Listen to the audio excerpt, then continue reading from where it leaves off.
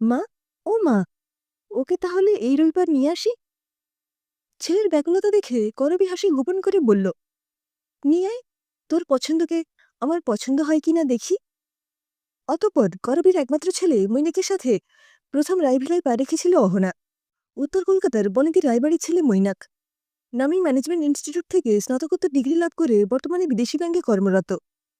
অহনা দত্ত তার কলেজের বান্ধবী। বাড়ি পাতিপুকুর। অহনার বাড়িতে আছে বাবা মা আর ওর থেকে 6 বছরের বড় দাদা অরিত্র। বাবা কলকাতা কর্পোরেশনের কর্মী। হাসি খুশি মধ্যবিত্ত পরিবার অহনাদের। প্রথম দেখাতেই করবীর খুব পছন্দ হয়ে গিয়েছিল দীর্ঘাঙ্গী দীর্ঘ চোখের অহনাকে। পাকা গমের মতো রং, একঢাল কোমড়ানো চুলের অধিকারিণী অহনা এই বয়সেই প্রচণ্ড ব্যক্তিত্বময়ী। না, তার ছেলের পছন্দ আছে, স্বীকার করে করবী। নম্র, ভদ্রসভ্য, মিষ্টি স্বভাবের অহনাকে অপছন্দ করার কোনো কারণ ছিল না মৈনাকের বাবা মৃণাল রায়েরও। অহনাকে প্রথম দেখেই মুখটা খুব চেনা চেনা লাগছিল করবীর। ভাবভঙ্গিমাও খুব পরিচিত। বড় আপন মনে হয়েছিল করবীর। দুবারের সম্মতিতে আজ অহনা ও মৈনাকের রেজিস্ট্রি বিবাহ। সামাজিক বিয়ে হবে আরও 4 মাস পরে, এই অগ্রহায়ণে। অনুষ্ঠানের আমেজকে বাড়ানোর জন্যই আজকের আয়োজন করেছে মৃণাল ও করবী। অনুষ্ঠান ভবন ভাড়া নেওয়া হয়েছে এই উপলক্ষে। বন্ধু আত্মীয় পরিজনের উপস্থিতিতে ঝলমল করছে পরিবেশ। রেজিস্ট্রি পর্ব তখন সবে সমাধা হয়েছে।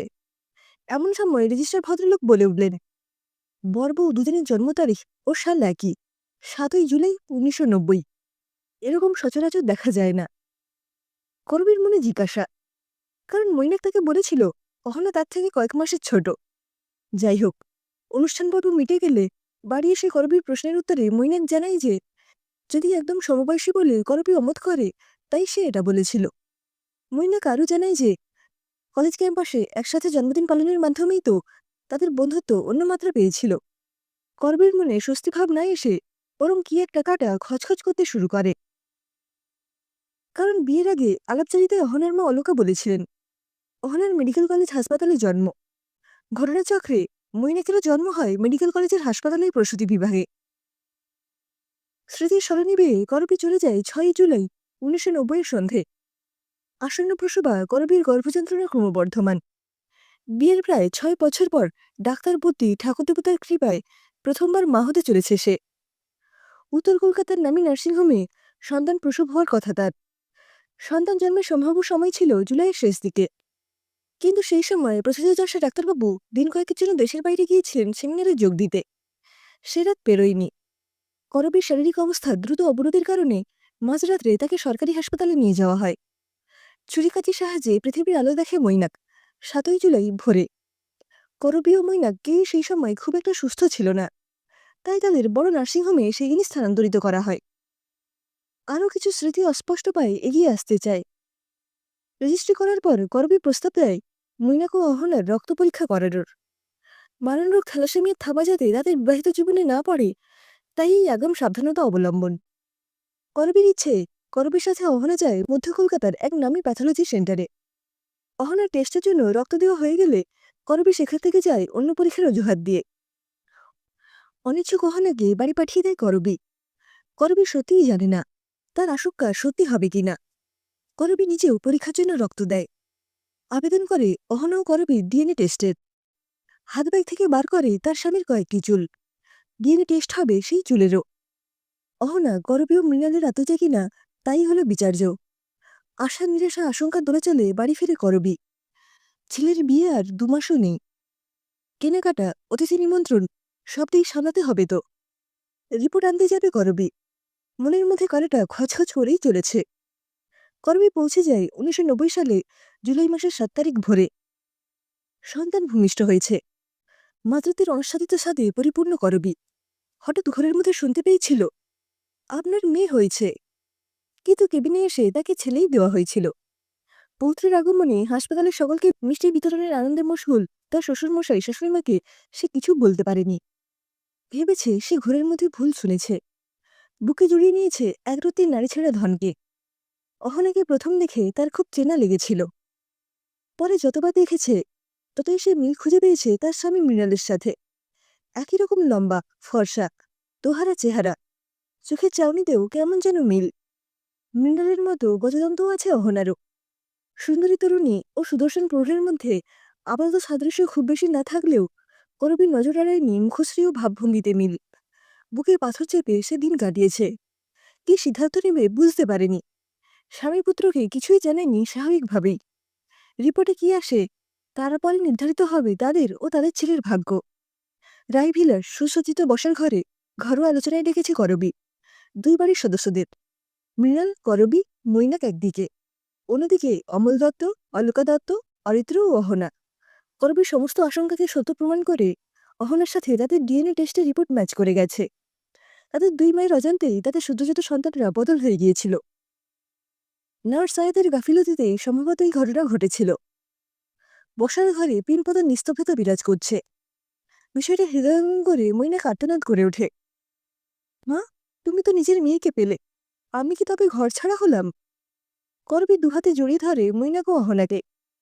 অহনা দাদা অরিত্র ইতস্তত করে শেষমেশ বলে ওঠে, বিষয়টা যদি এত সরল না হয়, মৈনাকের সাথে আমার বাবা মা ও আপনাদের দুজনের ডিএনএ ম্যাচ করালে বোধহয় ভালো হবে। আসন্ন বিবাহ উৎসবের আনন্দ নিমেষে ম্লান হয়ে আসে। মৈনাক আর অরিত্র উদ্যোগ নিয়ে প্রয়োজনীয় পরীক্ষা নিরীক্ষা করিয়ে নেবে আশ্বাস দেয়। হতভম্ব কিংকর্তব্য বিমূঢ় দত্ত পরিবার বাড়ি ফিরে যায়। মৈনাক ও তার স্বামী মুখে কিছু না বললেও ভাবে ভাবে তারা করবীর দিকেই আঙুল তুলছে বলে তার মনে হয়। 1 সপ্তাহ পেরিয়ে যায়। আগামীকাল পাওয়া যাবে প্রত্যাশিত রিপোর্ট। বাড়ির পরিবেশ দৃশ্যতেই থমথমে। রাত্রে বিছানায় শুয়ে এপাশ ওপাশ করতে থাকে করবী। ঘুমানোর আগে মৃণাল তো বলেই দিল, অগ্রপশ্চাৎ বিবেচনা না করে কোনো কাজ করতে নেই। ছেলে মেয়ে দুটোর সামনে বিয়ে, অথচ নিরানন্দপূর্ণ হয়ে রয়েছে দুটো বাড়ি। করবীর মনে ধীরে ধীরে আক্ষেপ হতে শুরু করে। কি সর্বনাশের খেলায় পা বাড়িয়েছে সে। যাকে ভ্রম ভেবে এতদিন ছিল, তাই এখন চরম বাস্তব। সখাত শরীরে ডুবতে থাকে করবী। তার ছেলে মৈনাককে সে চরম অস্তিত্ব সংকটের মুখে ফেলে দিয়েছে। অহনাকে দেখার পর থেকে ধাঁধা মেলানোতেই ব্যস্ত ছিল। মৈনাকের কি ভবিষ্যৎ হবে ভাবতে ভুলে গেছে। বড় ভুল হয়ে গেছে তার। কিন্তু এত বড় সত্য থেকে কি চোখ বুঝে থাকা যায়? চোখে ঘুম নেমে আসে করবীর ওষুধের প্রভাবে। সকালে মৃণালের ডাকাডাকিতে ঘুম ভাঙে। মৈনাক এসেছে রিপোর্ট নিয়ে। মৈনাকের বিধ্বস্ত চেহারাই বলে দিচ্ছে অনেক কিছু। না, তাদের কারোরই সন্তান নয় মৈনাক। হয়তো অন্য কোনো প্রসূতির গর্ভজাত সে। করবী আপ্রাণ বোঝাতে চেষ্টা করে, মৈনাক যেমন তাদের ছেলে ছিল তেমনই থাকবে। অহনা হবে মেয়ে, বৌমা একসাথে। মৈনাক হাহাকার করে ওঠে, কেন তুমি এমন করলে মা? কেন কেন? অহনা তোমার নিজের রক্ত বুঝতে পেরে তুমি সব ভুলে গেলে? আমার কথা তুমি একবারও ভাবলি না? এই 29 বছর বয়সে এসে আমাকে জানতে হলো আমি অনাথ, পিতৃমাতৃ পরিচয়হীন, সমাজের একজন বোঝা। করবী শয়নকক্ষ থেকে বেরিয়ে যায় মৈনাক। চিৎকার করে কেঁদে ওঠে করবী। মৃণাল বলে, কাঁদছ কেন শুয়ে শুয়ে? ওঠো, ঘেমে গেছো যে। করবী প্রতিপ্রশ্ন করে, মৈনাক, আমার বাবু বাড়ি ছেড়ে চলে গেছে না? তুমি ওকে আটকাও। মৃণাল ধাক্কা দেয় করবীকে। কি আবল তাবল বলছো? অনেক বেলা হয়ে গেছে। আমি ভাবছি শরীর খারাপ করলো কিনা। ওঠো ঘুম থেকে। আর হ্যাঁ, মৈনাক প্যাথোলজি সেন্টারে গেছে। ধর্মর করে বিছানায় উঠে বসে করবী। সে তাহলে স্বপ্ন দেখছিল? মনটা অশান্তিতে ভরে যায়। ভোরের স্বপ্ন যদি সত্যি হয়ে যায়? বেশ কিছুক্ষণ পর মৈনাক বাড়ি আসে, হাতে মুখবন্ধ খাম। পেছন পেছন এক এক করে প্রবেশ করে অহনা, অরিত্র, অমলবাবু, অলকা দেবী। করবীর ভোরের স্বপ্নকে মিথ্যা প্রমাণ করে রিপোর্ট বলে দেয় মৈনাক অমলবাবু ও অলকা দেবী দ্বিতীয় সন্তান, অরিত্রর ছোট ভাই। শুরু হয় মিষ্টিমুখের পালা। বৌমা হলো মেয়ে আর জামাই হলো ছেলে, এবং তদ্বিপরীত উভয় পক্ষেরই। করবী তো সেই কবে থেকে পুত্রবধূ হিসেবে অহনার কথা শোনা থেকেই তাকে মেয়ের আসনে বসিয়ে দিয়েছে। অলকার, যাকে এতদিন বিত্তবান হবু জামাই হিসেবে ভেবে এসেছে, তাকে ছেলে বলে মেনে নিতে একটু বাধাবাধ ঠেকে। মৈনাকের মাথায় স্নেহমাখা হাত রাখে অলকা। অরিত্র ও মৈনাক দুই সহোদর জড়িয়ে ধরে দুজনকে। ঠিক হয় এই নব আবিষ্কৃত মধুর সত্য আপাতত গোপন রাখা হবে, পরে সময় বুঝে সকলকে বলা যেতে পারে। করবী অলকার হাত ধরে বলে ওঠে, দিদি, আমি শুধু জন্ম দিয়েছি অহনাকে। আপনি ওর আসল মা। আর আপনার ছেলে মৈনাককে আমি ভিক্ষা চেয়ে নিচ্ছি। ছেলে হয়, জামাই হয়ে ও আমাদের সাথেই থাকবে। আমি যে ওর মা, মা ভেবেই ডাকুক, শাশুড়িমা ভেবেই বলুক, মাতৃ সম্বন্ধের কোনো তুলনা হয় না। আপনাদের আর অহনা তো মানসিক প্রস্তুতি হয়েই আছে। অহনা বিয়ের পর শ্বশুরবাড়ি চলে যাবে। তাছাড়া আপনার কাছে তো অরিত্র রয়েছে। আমার ঘরকে শূন্য করে দেবেন না? দুই বৈবাহিক স্মিত হেসে দুই গর্ভধারিণীর প্রতি ছেড়ে দিয়েছে যাবতীয় সিদ্ধান্ত। অলকা গর্বের কথায় সম্মতি দিয়ে বলে, ছেলে মেয়ে দুটো সুখী হোক, শুধু এটুকুই চাই। মৈনা গহনা সমস্যাটি বলে ওঠে, এখন থেকে দুই বাড়ি ও দুজোড়া বাবা মায়ের সব দায়িত্ব তাদের। তারপর মধুরিণ্য সমাবয়েত।